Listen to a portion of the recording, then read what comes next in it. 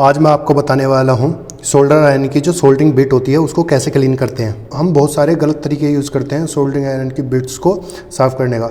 उससे दो प्रॉब्लम होती है, जो हमारी बिट होती है वो जल्दी घिस जाती है। यूज़ करते हैं जैसे रेत मार्का अगर जो यूज़ करेंगे तो ये पहले तो घिस जाएगी और जो इसकी शेप है वो भी खो देगी। उससे क्या होगा, एक तीसरा नुकसान क्या होता है, जो निकल की कोटिंग है इस पर वो भी निकल जाएगी। जो अंदर ये प्योर कॉपर की बिट्स होती हैं, जो इसका कॉपर होता है वो भी एक्सपोज हो जाता है। उससे क्या होता है, उसमें रस्ट आ जाता है। तो होता क्या है, जो सोल्डर वायर है इस तरह से पिघल के इसी के ऊपर चिपक रहा है, ये होना बंद हो जाता है। वो भी एक बहुत बड़ी प्रॉब्लम होती है। तो मैं आपको आज बताने वाला हूँ इसको साफ़ करने का सही तरीका क्या है। इसको साफ़ करने का सही तरीके हमारे पास दो हैं। एक हमारे पास है ये कॉपर स्पॉन्ज। इस तरह के हमारे कॉपर के पोर्ट्स आते हैं, जिसमें क्या होता है, कॉपर के छोटे छोटे जो इस तरह की फाइबर होते हैं वो इसके अंदर होते हैं। इससे जो हमारी सोल्डरिंग बिट्स होती हैं वो बड़े अच्छे से साफ़ हो जाती हैं। एक तो ये अच्छा तरीका है, और दूसरा अच्छा तरीका है हमारा क्लीनिंग स्पॉन्ज। इस तरह के स्पॉन्ज मार्केट में बड़े ही ईजिली अवेलेबल होते हैं, 10 से 20 रुपए के अंदर। वो आप ख़रीद सकते हैं और अपने सोल्डरिंग स्टैंड पे रख सकते हैं। जब भी आप वर्क करें तो इस तरह के स्पॉन्ज का ज़रूर इस्तेमाल करें अपनी सोल्डरिंग बिट्स को साफ़ करने के लिए। तो चलिए मैं आपको सबसे पहले स्टार्टिंग में एक तरीका बताता हूँ इससे साफ़ करने का, फिर मैं आपको बताऊँगा ये। अब उनमें से बताऊंगा कि सबसे बेस्ट तरीका हमारे जो बिट्स हैं उसको साफ़ करने का कौन सा है। तो सबसे पहले हम थोड़ा सा इस पर फ्लक्स लगा लेते हैं और उसके बाद हम इसमें सोल्डर वायर लगा लेते हैं। तो सोल्डर वायर जैसे ही लगाने के बाद हम इसको इस तरह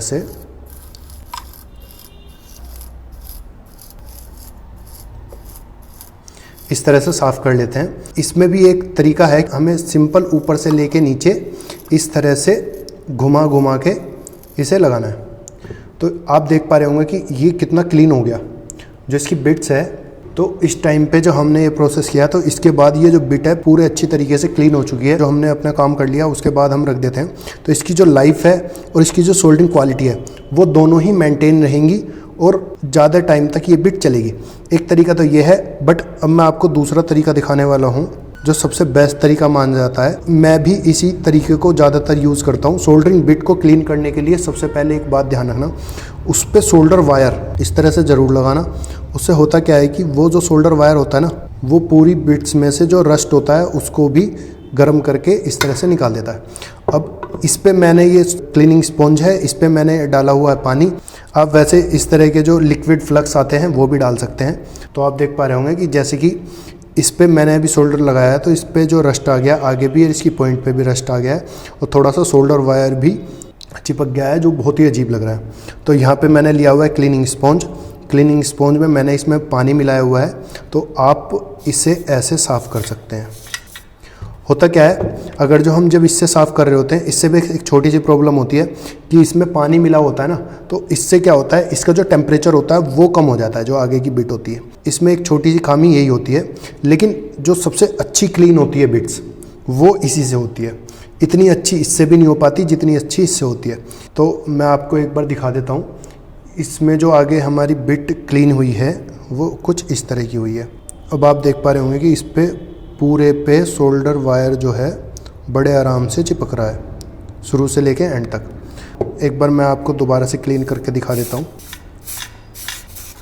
तो ये इसकी छोटी सी दिक्कत होती है कि इसमें जब भी इसे साफ़ करते हैं तो इसके जो टेम्परेचर होता है वो कम हो जाता है। तो इसलिए मैं यहाँ पे ज़्यादातर प्रेफर करता हूँ अपना इस तरह का कॉपर पोट।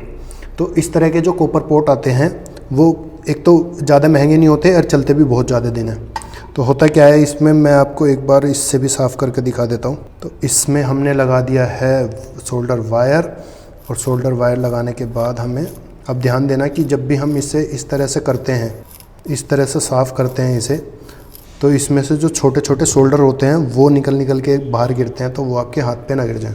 जब ये बिट क्लीन हुई है तो थोड़ा सा रफनेस होती है, तो उस रफनेस को हटाने के लिए हम क्या करते हैं, थोड़ा सा सोल्डर वायर लगाते हैं और वायर लगाने के बाद हम क्लीनिंग स्पॉन्ज से साफ़ कर लेते हैं। जब हमने इस वाली स्पॉन्ज से साफ़ करा है तो इसकी जो क्वालिटी है, जिस तरह से बिल्कुल नया सोल्डर वायर आता है उसी तरह से बिल्कुल बन जाता है। यही दो तरीके सबसे अच्छे हैं सोल्डरिंग बिट्स को साफ़ करने के लिए।